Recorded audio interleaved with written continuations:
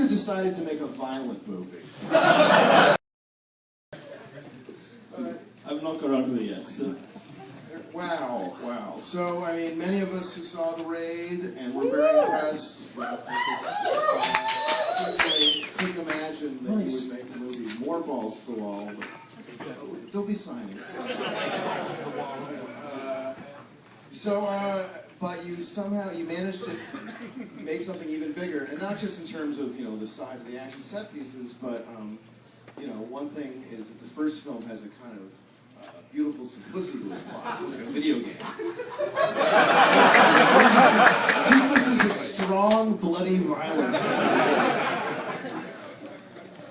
Whereas the first film had like the simplicity, almost of like a video game plot, like it's sort of like, you know, one step at a time. This one's got like the kind of broad complexity of like Infernal Affairs or Godfather, one of those kind of movies. Can you tell us about the decision to go in that direction? I understood this may have been like another screenplay you kind of readapted into it. Yeah, so basically, about 2 years before The Raid existed, I'd written a script called Brando. Brando was basically this, big fans right there. I've been reading scripts off the internet. Yeah. And then basically what happened was, I wrote that first, and it was just about an ordinary guy. It was about an ordinary guy who goes into prison, befriends some mobster, comes out, becomes an enforcer, gang war. And that was it. That was Brando. It's pretty much the same as this, but without all the police stuff, the investigation. And so we spent 2 years trying to get the funding for it, couldn't do it. And then after that, I was like, well, what the fuck are we going to do now? So we decided, let's make The Raid 1 instead. Well, it was just The Raid at that point. So let's make The Raid, and then let's make it for a low budget so we can actually do something. We hadn't made anything for 2 years. And while I was writing The Raid, I started looking back on that old script and thinking, well, what was wrong with it? What was the thing that was bugging me about the script? And it was the motivation of the character. Like, why would he stay in that environment when the gang war was going on? You know, because he should just run for the hills. And so I said, well, if we made him an undercover cop, then he has to stay. You know, otherwise this whole mission is over and he's wasted his time for nothing. And so I started to look at the idea of, okay, well, maybe it should be a continuation of The Raid 1. Maybe it should be that guy continuing on with this one. So Brando became The Raid 2. And so after Raid 1 was done, we went back and we retrofitted the script a little bit, wrote like about another 20-30% extra stuff, took some things out, and then we ended up with this stuff. Well, that answers my second question, which was going to be how hard was it to readapt it, but it sounds like it was really just some very minor tinkering. It was in terms of the changes made, it was minor, but the actual process was a bitch to do, because it was like, I had like an 85-page script that was written and finished, and then anytime I added anything detail-wise, like a line of dialogue here and there, I'd have to go through and make sure nothing contradicted it. And so it was like every little change would be like, okay, did I say anything about this anywhere else? And then it was just a long process. It was kind of like, it was the most boring stage of writing for doing that. Well, I mean, writing a movie like this isn't as much about like a page of dialogue. I mean, you just sit 90 pages and it's a 2.5-hour movie. Not the normal 1 page to 1 minute ratio by a long shot. So the real scripting, I imagine, I remember last time you said you did incredibly detailed, sort of almost like mock-ups on a video camera of every single scene of the movie. Were you able to do something, because this film is so visually complicated, were you able to do something similar for this one? For the action sequences, yeah. We did that for the action scenes. So all of even the car chase, what we ended up doing for the car chase was we just, we did like a previs, computer-generated previs. Now, it looked terrible in the previs because all those cars are moving very slow, so it's just like, It's like watching a game of Pong on the Atari instead of actually getting a car chase. So there's a lot of guesswork then, you're trying to think, like, is this actually going to work? Is this going to look right on the camera? And so then, you know, that was the hard part, that one was the hardest one, like the previs. But the rest of it, all the drama, we just treated it the same way we do the drama or anything else. We just, me and Matt, my DOP, will go through and shortlist it, and then we'll make a floor plan for the whole thing, and then we'll go off and take photographs of like what we think the shots will look like and which lenses and everything else. So this is your third movie together, right? Is that, do I have it up to 3 now? And I believe you didn't come from an acting background. I think last time you were here you said, was it a telephone operator or a telephone pole? Delivery guy. The phone delivery guy, yeah. So, I don't want people feeling.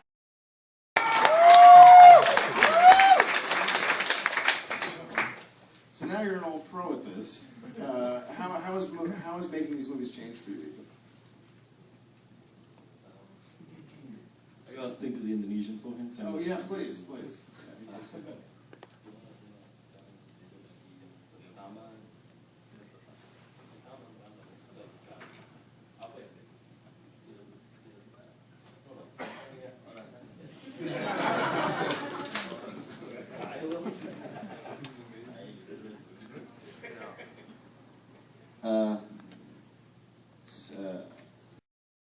Merantau yang Drake teman dan Branda, Drake tuh pastinya lebih apa ya, lebih beda dan ambisi orang untuk melihat buat pengalamannya dan experience-nya juga lebih kompleks, more complex with the drama scene, with the action exactly. Yeah. Okay.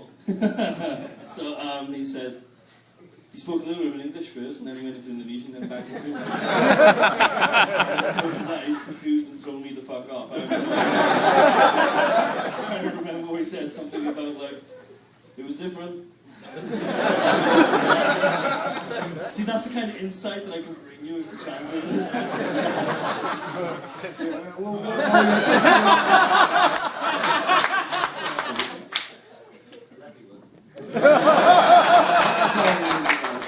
It's just lust for me.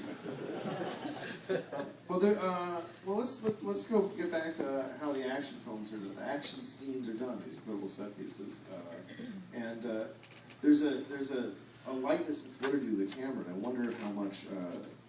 I mean, the camera itself is like another one of the martial artists in this film. I mean, I was really struck by how nimble it was. I mean, obviously these guys as well. And is that an evolution of these lightweight cameras? What is the camera crew like? I mean, the speed and of the reframing, sometimes going through things. It feels like it's its own character in the film. And I'm imagining this have a really close relationship with the operators.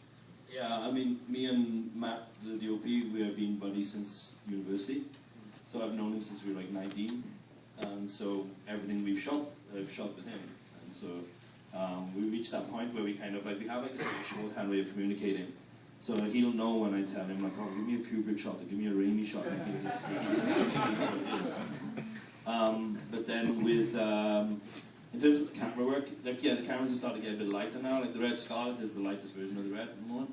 And so we were able to stick down the fig rig, which is the steering wheel mount, just so we can easily maneuver down. And it means that we can come down low and come up high, and we can kind of shift around and be more dynamic with the movement in terms of the action scenes.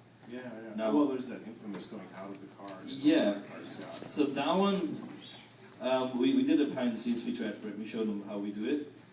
Basically, we toyed around with ideas of how we were going to do it. We thought of doing it once where it was going to be all VFX, so we just do like green screen for the entire thing, and then we were worried about that it would just look terrible. And then we were thinking maybe we put on 2 flatbed trucks, and we were like, well, that could still be terrible because we have to paint out the flatbed and put the road in. And so in the end, what we decided to do was we were like about 2 days before shooting it, and we realized, oh, we haven't figured out how we're going to shoot that yet. So we were like,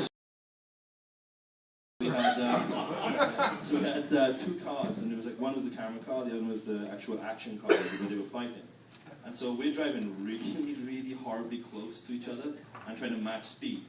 And then once we get to match speed point, then Matt would then, oh god, you had the Scarlet without the rigging, just the handheld and the box, would push it in through the window.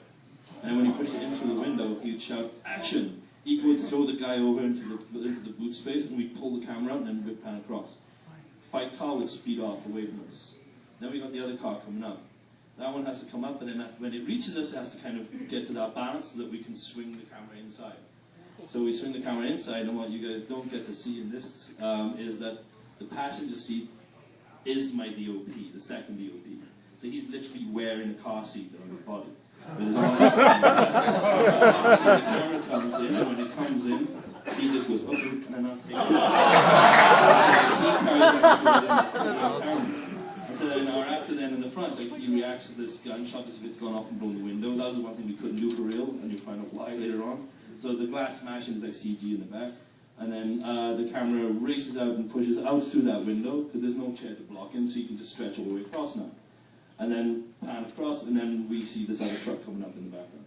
The reason why we didn't do the glass so real is because on the other side of the car, underneath on the platform, we had a third guy just lying there on his back waiting for the camera to come out so he could just support. And so when we didn't blow the glass out, we'd blown out all over his face. So, CG may be okay for that one.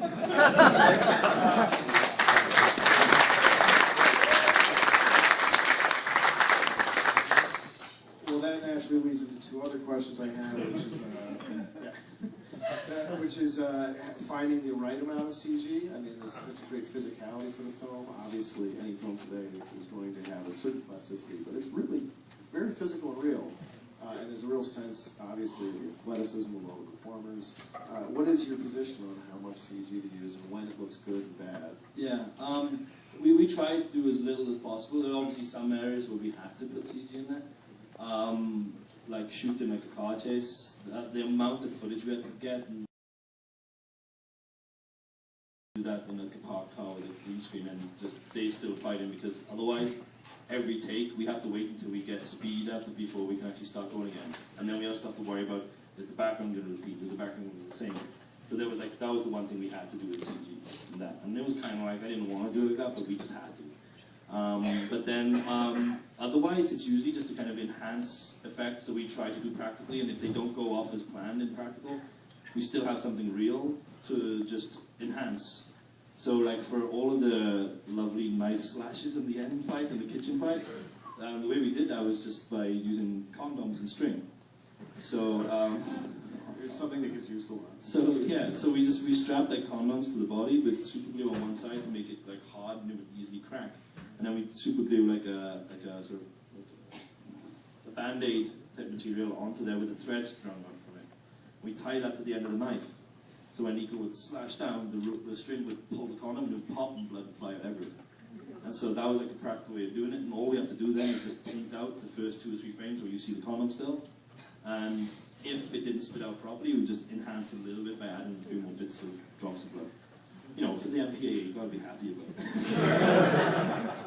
Well, I mean, and then at least the other question, which is about, I guess, teamwork or something, but you know, even though, as you pointed out, that, you know, the film was recomposed from a previous script, and it sort of went to the question of how much it needed to be connected to the first film to be the Raid 2. And at a certain point, I thought to myself, yeah, I mean, you even reuse an actor in a different part. And as if, it doesn't matter that much. We all want to see notes. And then at a point it occurred to me, it's almost like you see so many of the same people working together. It's clearly, Joe's back, Echo's back, Mad Dog's back. It's almost like a band. It could just be like the Raid is like a brand saying, like, next album, guys. How important, like, how's it developed as a team? Were there new players sort of brought in that maybe added different dimensions? Because I'm noticing all the people I saw again. Yeah, I mean, in terms of like a crew level, we've kind of managed to maintain around about like 80-85% of the same crew since the first film ran out through the Raid until now. We've changed a few departments along the way, like to kind of get better quality for some stuff, but we have stuck the same for the majority of the time. But in terms of that collaborative effort, I mean, it's kind of like especially in the script sense, and then also in the post-pro side of things as well. Like this time around, because on the first one, like it was such a sort of like a last-minute thing of we're going to make the Raid, and then we just went off and made it, and then just delivered it, and then that was it. But on this one, there was a lot more at stake because we knew now there was a lot more pressure as well because we didn't have that surprise element anymore. So the guys from XYZ Films, and some of them are here tonight. Yeah.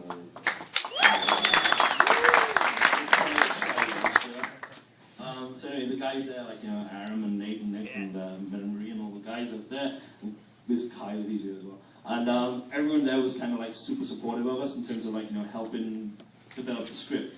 So I get notes from all the time, and they'd all kind of like come back to me and suggest like maybe we need to get, like you were saying, more connective tissue from the first one. They wanted to make sure that we felt like this was still Rama and not that other character that existed in the first one. And they were right, so we worked on throwing extra things in there to kind of like get that feeling of it being an actual sequel. And then once he got into that undercover thing, then we could start to chip away at his character, shift him around a little bit, make him a little bit darker in places as well, like the hot plate scene. For me, like that was this thing of like, okay, I'm gonna hold on that shot for as long as I can now of him to make you start to question, hey, is he still my hero of the film? Because like what he's doing right now is it's fucked up. So I follow him, can I go that far with him? And it was like, we did all this like playful choreography first, where it's kind of like fun and fast and frenetic, using bowls, using chairs and whatnot. It's the same thing we do with the bowling and stuff. But then all of a sudden I wanted to take that enjoyment out of it. And then like, you know, I burn the shit out of the guy's face.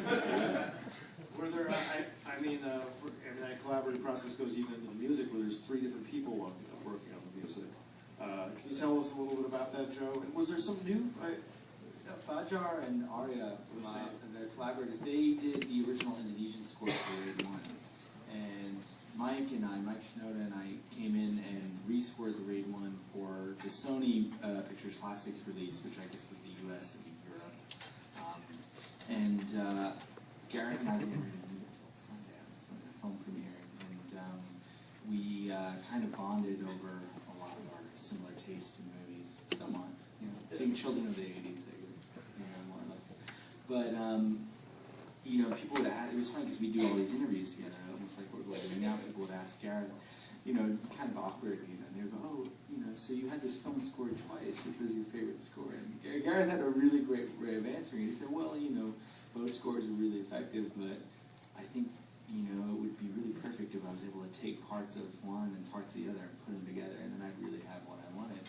And I think that's precisely what he did for the Raid too. You know, he took parts of elements from, you know, the first score, the Indonesian version of the film, and combined it with, you know, with the elements that Mike and I brought to the table. Mike's busy on the new Linkin Park album, so he couldn't join us for this one. But it was really exciting for me to work with composers from Jakarta, which is, you know, just, I've never done that before. Composers and producers from a completely different place in the world, completely different way of thinking about music in some ways. So it was a really fruitful collaboration. Were there some distinctly different perspectives that they brought? That's a good question. You know, it's interesting because one of the most interesting things about it was, you know, I wasn't sure if they spoke English, which they didn't, thank goodness, because that would have been really tough.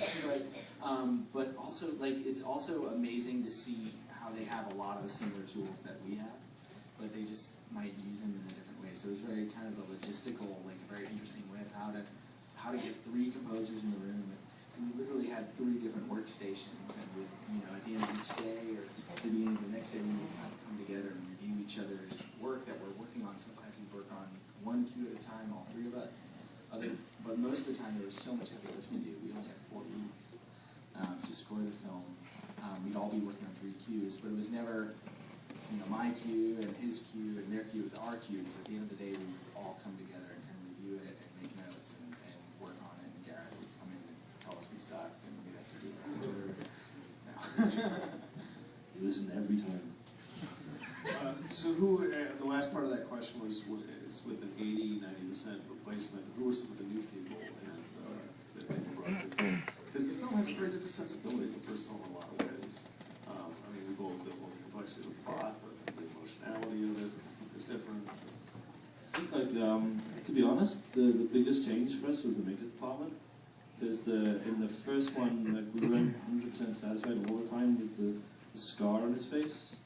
Because it was very hard to kind of process, but that was tiring for you on the first one, right? Because it would take about an hour or 2 hours to think about the scar on his face, and then it would come off every 3 hours.